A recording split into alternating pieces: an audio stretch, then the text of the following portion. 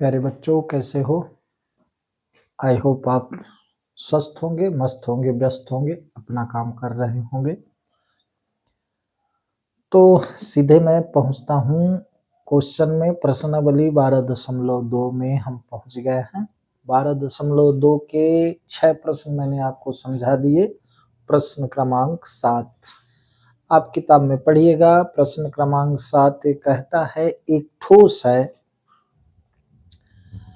जो नीचे अर्धगोले के आकार का है और उसके ऊपर एक शंकु बना हुआ है, जिसको इंग्लिश में कोन कहते हैं। ठीक है, ये एक ठोस है जो नीचे अर्धगोले के आकार का है और ऊपर शंक्वाकार है। और ये ठोस, ये बेलन के अंदर जो है ये ठोस है, खोखला नहीं है, ठोस है। इस ठोस को एक 180 सेंटीमीटर ऊंचाई वाले खोखले बेलन में इस ठोस को डाला जाता है, जो खोखला बेलन पानी से भरा हुआ। तो जाहिर सी बात है कि इस बेलन में पानी भरा है और उसके अंदर इस ठोस को हम डालेंगे तो निश्चित रूप से इस ठोस का जितना आयतन है उतना पानी बाहर चला जाएगा।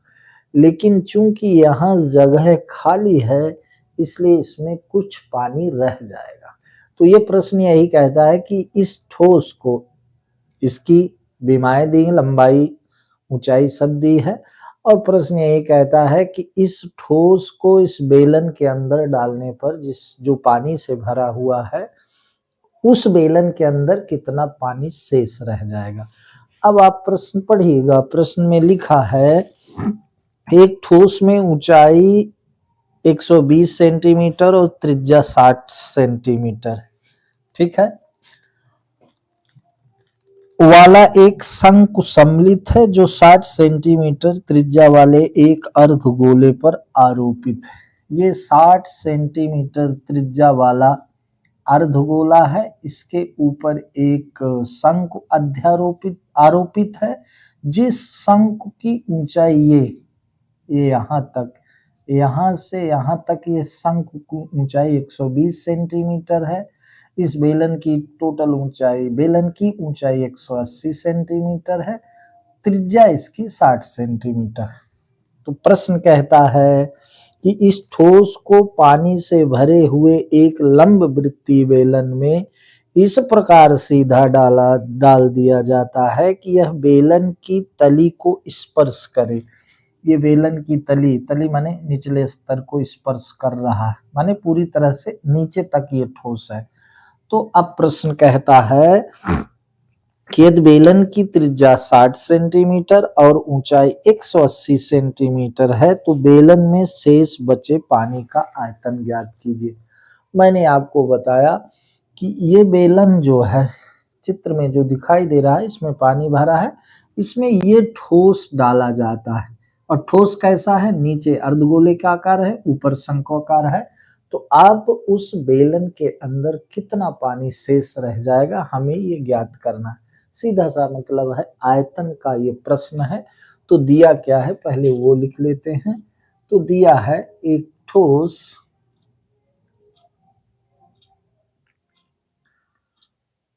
जो नीचे अर्धगोलाकार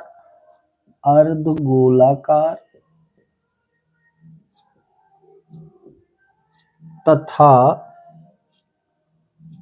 ऊपर शंक्वाकार है, जहां शंकु की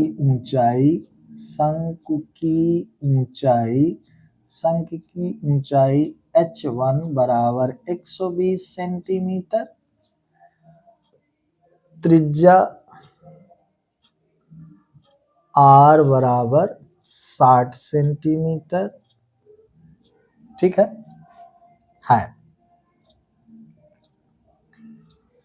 इस ठोस को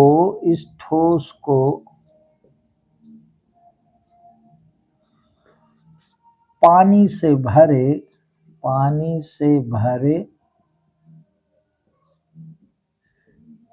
एक बेलन में डाला जाता है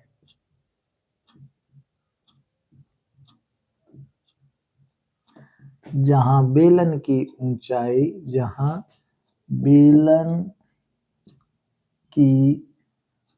ऊंचाई H2 बराबर कितना है 180 सेंटीमीटर और त्रिज्या R भी उसकी भी। अब इस सब की त्रिज्या कितनी है, त्रिज्या R बराबर 60 सेंटीमीटर है।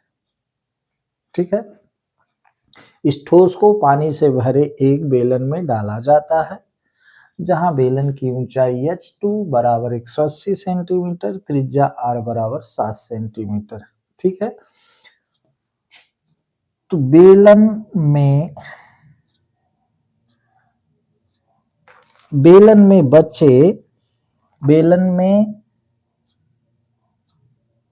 में शेष पानी का आयतन ज्ञात कर। शेष पानी का आयतन ज्ञात करना। ठीक है, अतः प्रश्नानुसार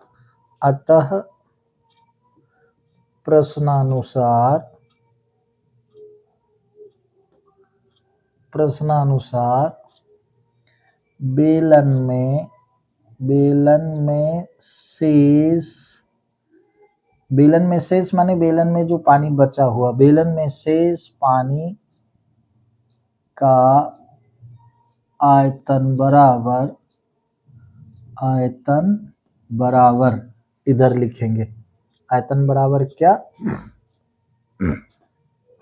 बेलन का आयतन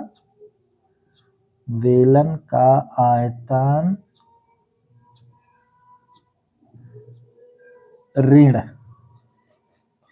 ब्रैकेट में शंकु का आयतन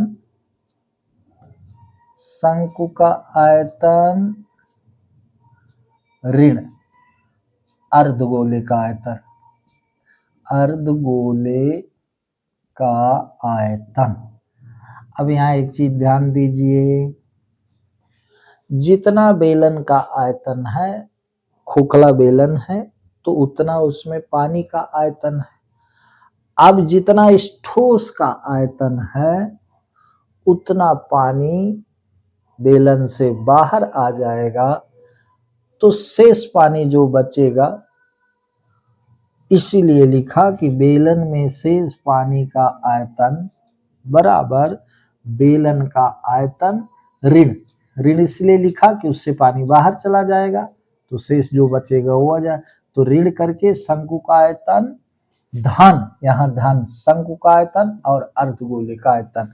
तो शंकु का आयतन अर्धगोले का आयतन जोड़ देंगे और बेलन के आयतन में घटा देंगे तो बचे हुए पानी का आयतन आ जाए। ठीक है, बराबर फिर ये, तो यहाँ से बराबर लिख, बेलन का आयतन क्या होगा, पाई R स्क्वायर H2 उसको माने। ठीक है, ऋण ब्रैकेट में हम लिखेंगे क्या, शंकु का आयतन 1/3 पाई R स्क्वायर H1 धन अर्धगोले का आयतन क्या होता है, अर्धगोले का आयतन 2/3 पाई R3। इस तरह हो गया। ठीक है, अर्धगोले का आयतन 2/3 पाई R3, शंकु का आयतन 1/3 पाई R स्क्वायर, और ये आपका पाई R स्क्वायर H होता है किसका आयतन, बेलन का आयतन, तो ये लिख लिए। अब मैंने आपको बताया था कि इस प्रकार के प्रश्न में जो चीज कॉमन हो उसको हम बाहर निकाल लेते हैं। तो इसको हम सॉल्व करेंगे तो एक स्टेप हम ऐसा भी लिख सकते हैं, ऋण 1/3 पाई R स्क्वायर H1 ये धन ऋण का ऋण हो गया, तो 2/3 पाई आर क्यूब्ड, ब्रैकेट खुल गया। अब सबसे पाई आर स्क्वायर हम बाहर ले लें, पाई आर स्क्वायर हम बाहर ले लेंगे, तो अंदर यहां बचा H2 ऋण। अब ये ऋण ऋण जुड़ेंगे, बाद में देखेंगे। तो H2 ऋण पाई आर स्क्वायर बाहर चला गया, तो H1/3 ऋण पाई आर स्क्वायर, तो 2r/3, ये ब्रैकेट क्लोज। ठीक है, अब मान रख दें पाई कितना है मेरे भाई, पाई है 22/7 गुणे आर कितना है, आर स्क्वायर 60 गुणे 60, ब्रैकेट में H2 कितना है 180 ऋण H1 कितना है 120/3 ऋण 2r 60/3। ठीक, अब देख लीजिए 120 3 से कट जाएगा, 60 3 से कट जाएगा, तो कुल मिला के क्या बचा आप देखें तो ये 3 चौक 12, तो यहाँ 40 आ गया, ये 3 दूनी 6, तो ये भी दूना 40 आ गया। एक स्टेप और लिखें, 22/7 गुणे, अगर इसको हम करें तो 6 छंग 3600 हो जाएगा, ब्रैकेट में 180 ऋण 80, कहाँ से ऋण 20 दूना 40 ऋण 20 जुड़ा, इतना हो गया। बात समझ में आनी चाहिए। ठीक है, इसको देखिएगा 22/7 गुणे ये 60 का मल्टीप्लाई करे तो ये 6 छंग 3600 हो गया, 180 ये है, ऋण यहाँ पर 40 आया, फिर ऋण 20, ये 2 है तो 20 दूना 40, तो 40 दूना 80, तो ये ऋण 80 हो गया, तो 180 में 80 घट गया। ठीक है, तो 180 में जब 80 घटा तो इधर देख लें, तो यहाँ पर क्या हो गया आपका, अब कैलकुलेशन आप करिएगा, मैं डायरेक्ट इसको लिख रहा हूं। तो इसमें क्या हो गया 180 में जब 80 जाएगा तो सीधा सा क्या आएगा, 180 में 80 गया तो आया 100। ठीक है,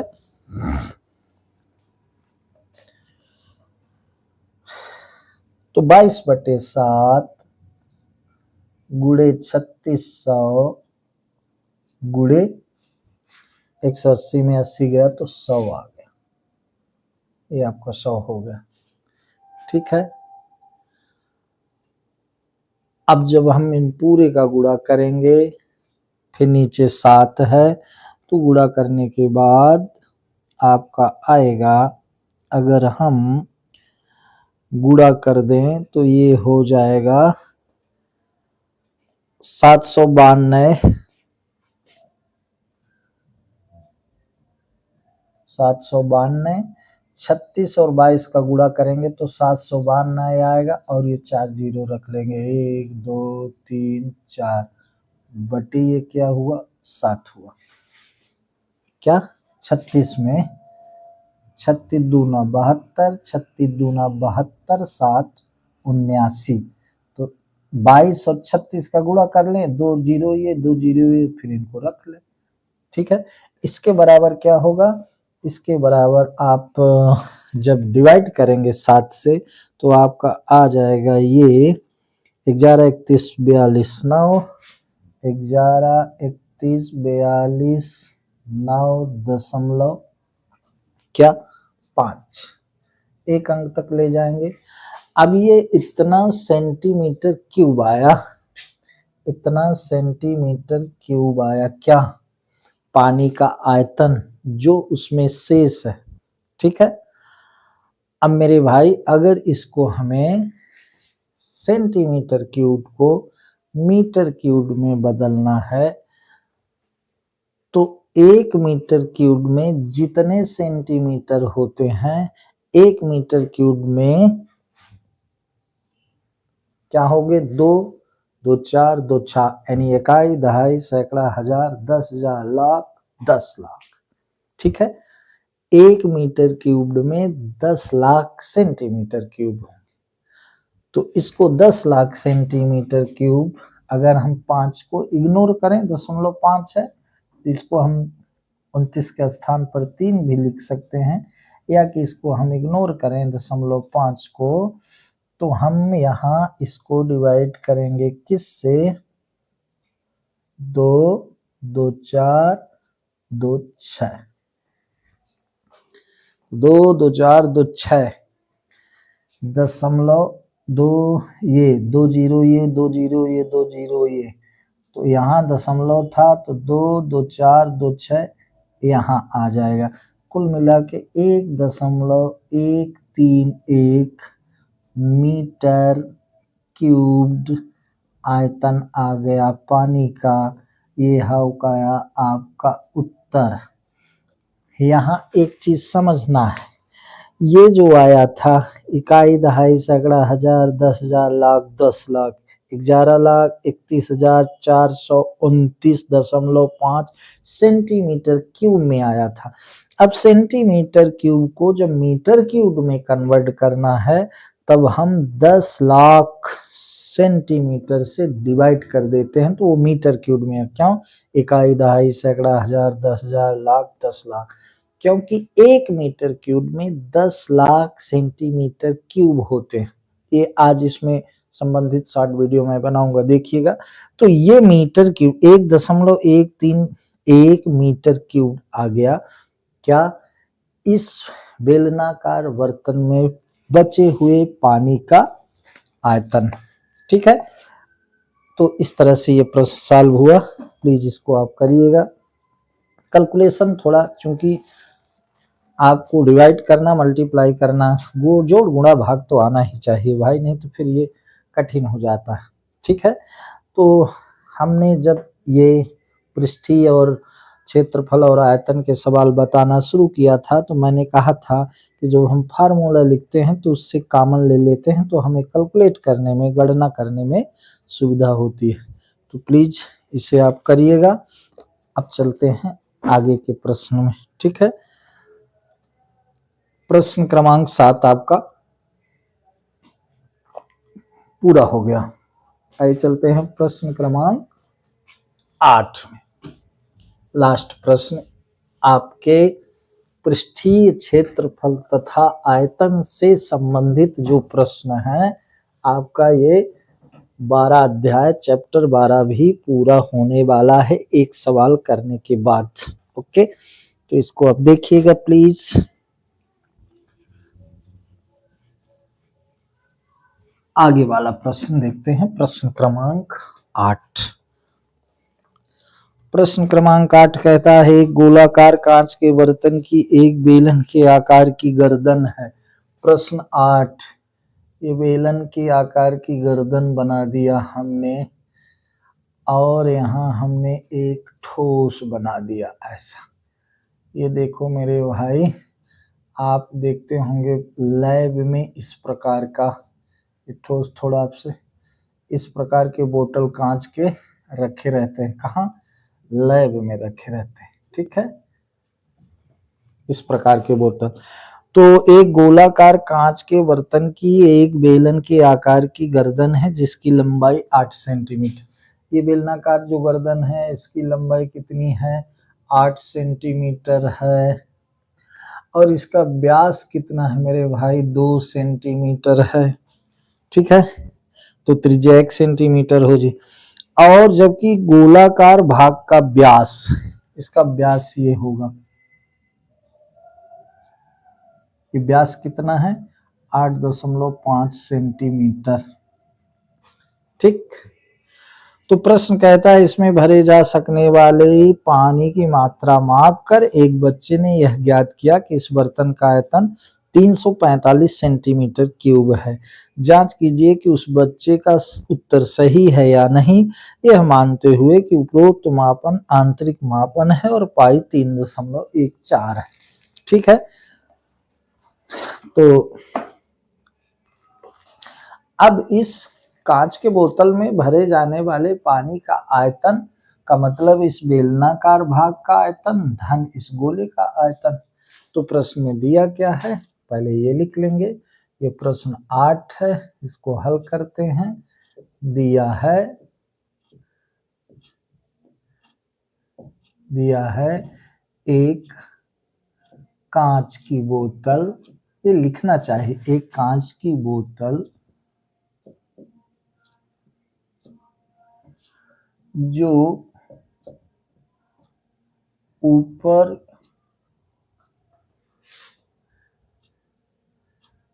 बेलनाकार है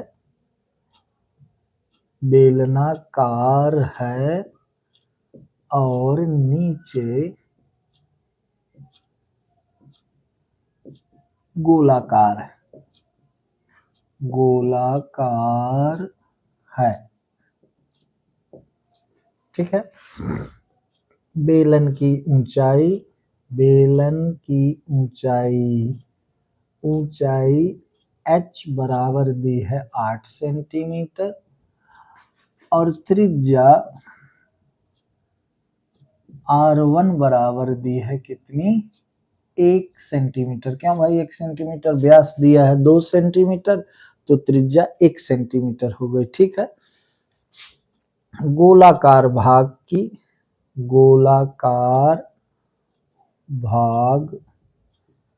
की त्रिज्या r2 बराबर है, व्यास 8.5 है तो 8.5/2 बराबर 85/20 बराबर 17/4। क्यों 17 50 85, 4 पंचे 20, कहने का मतलब 5 से काटेंगे तो 5 17 85 और 5 चौको 20। ये बटे 2 किए, दशमलव की इधर 5 है तो 0 आ गया, तो 17/4 इसकी क्या हो गई, त्रिज्या हो गई। इसका हाफ 8.5 का हाफ 17/4। ठीक है।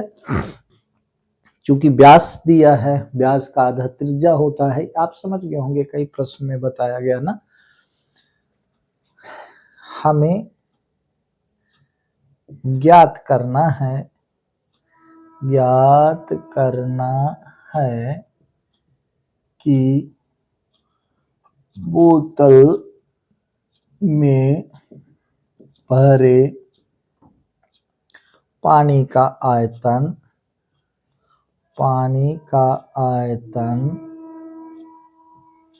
345 सेंटीमीटर क्यूब है, ये हमको चेक करना।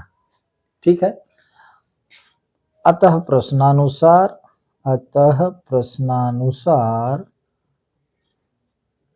सिंपल है, गोले का आयतन धन बेलन का आयतन, प्रश्नानुसार बोतल में भरे पानी का आयतन बराबर क्या, बेलन का आयतन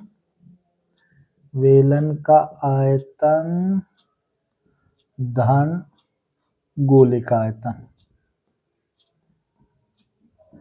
बेलन का आयतन धन गोले का आयतन, बेलन का आयतन होता है पाई r स्क्वायर h, तो r1 है पाई r1 स्क्वायर h1, h ही लिख दे क्योंकि यहाँ ऊंचाई एक ही है, पाई r1 स्क्वायर h धन गोले का आयतन होता है 4/3 पाई r2 square r2 cubed.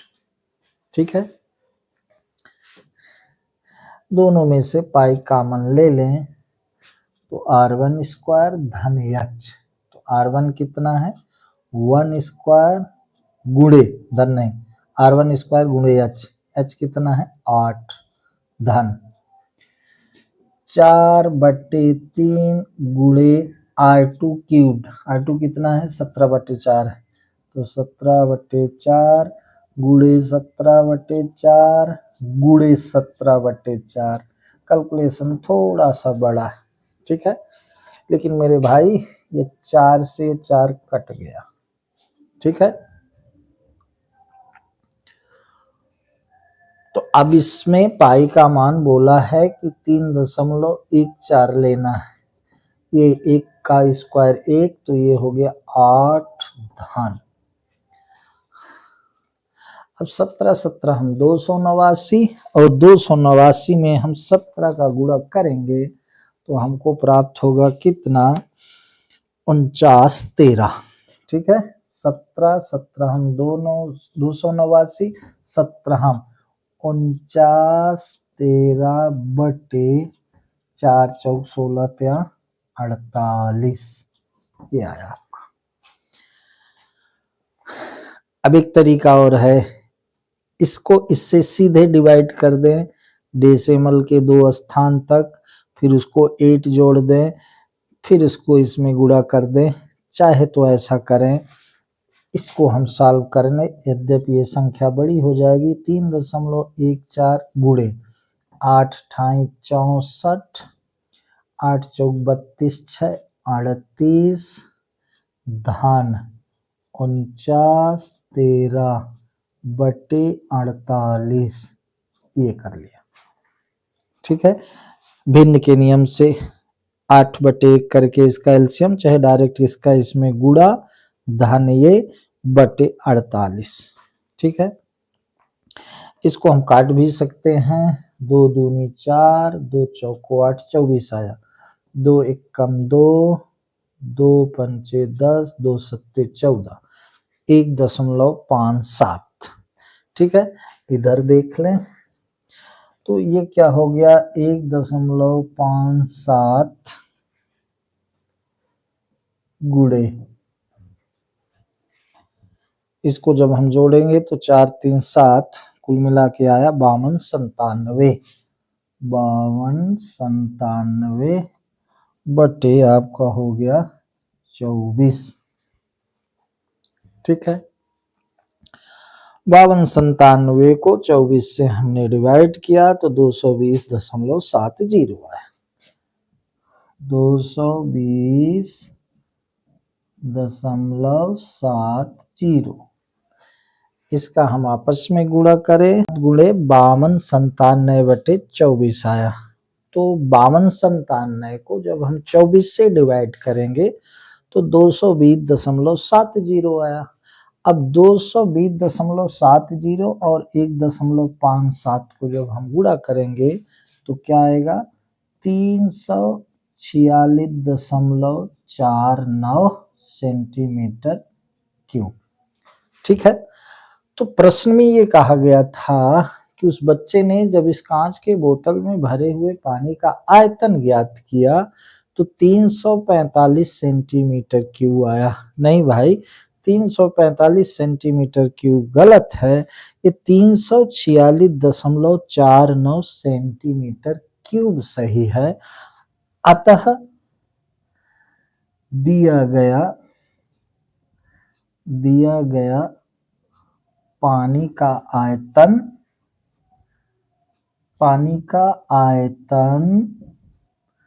345 centimetre cube सही नहीं है,